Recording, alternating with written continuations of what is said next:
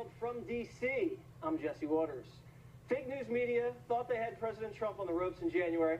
The administration was in chaos, leaks everywhere, and a so-called Russian scandal was brewing until the commander-in-chief called a press conference, stuffed the media in a locker, then flew down to Florida to spike the football, and then doubled down at CPAC. We are fighting the fake news. It's fake. Phony, fake. A few days ago, I called the fake news the enemy of the people, and they are. They have no sources. They just make them up when there are none.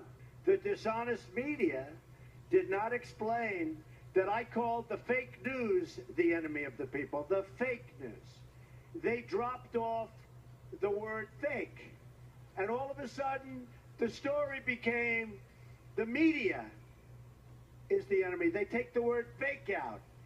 So I'm not against the media. I'm not against the press. I don't mind bad stories if I deserve them. But I am only against the fake news media or press. They shouldn't be allowed to use sources unless they use somebody's name. Let their name be put out there. A source says that Donald Trump is a horrible, horrible human being. Let him say it to my face. I love the First Amendment. Nobody loves it better than me. But the First Amendment gives all of us, it gives it to me, it gives it to you, it gives it to all Americans, the right to speak our minds freely. It gives you the right and me the right to criticize fake news. So this is throwing the press into a complete tailspin. Here's Mika Brzezinski of NBC News. He's trying to undermine the media, trying to make up his own facts, and it could be that while unemployment and the economy worsens, he could have undermined the messaging so much that he can actually control exactly what people think, and that is our job. Oh. Did you hear that? Mika just revealed how the press views the public. People incapable of forming their own opinions. Instead of the Fox News motto, "We report, you decide," the fake news media motto is, "We control what you think." That's because the media does not trust average Americans. If they did, they wouldn't have to lie.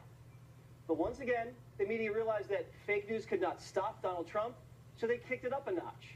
Fake quotes. Here is Urban Radio White House correspondent April Ryan. Did he also visit slavery? And the reason why I'm asking this is because when he was candidate Trump, he said things like, you know, we made this country, meaning white America, not necessarily black. Did he gain? Well, I don't know why you would say that. What do you mean? No, he said that. I heard him say that. Don't you think if Donald Trump actually said white America built this country, we all would have heard that before? That's because he didn't. Here's what he actually said. We're people that have built this country and made this country great. And we're all together. And we want to get along with everybody. So here you have the media straight up concocting fake racist Trump quotes. But it gets worse. Pundits, incapable of grasping Donald Trump's mass appeal, resort to lazy smears because it's the last card they have left to play. When he said today, America first, it was not just the racial, I should say racial, the Hitlerian background to it, but it was the message. When he says that the media is the, quote, enemy of the people, where he sounds more like Mussolini or Lenin, which obviously causes... Left out the word fake. That phrase right there makes him sound more like a dictator in training. NBC News hitting the trifecta. Congratulations, guys. Hitler, Mussolini, Lenin, pathetic. Trump's been in office a month. These dictators killed millions of people. The only thing Trump has killed are regulations. But death is front and center on the minds of many journalists, predicting President Trump will incite violence and even homicide.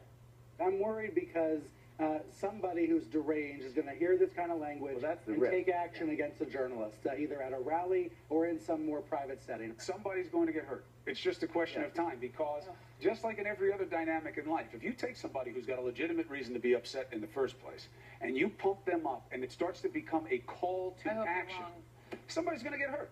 Now, the last time I checked, it was the Democrats causing violence after the election, Democrats rioting in Berkeley, and Black Lives Matter-inspired maniacs shooting police officers in Dallas. So now we've reached the boy who cried wolf stage. The left-wing media cannot maintain this hysterical pace for 4 years. They're destroying whatever little credibility they had left when Trump undertakes action that deserves legitimate criticism. Nobody is going to listen to them anymore. That's what's actually dangerous, not Trump's quips on the stump.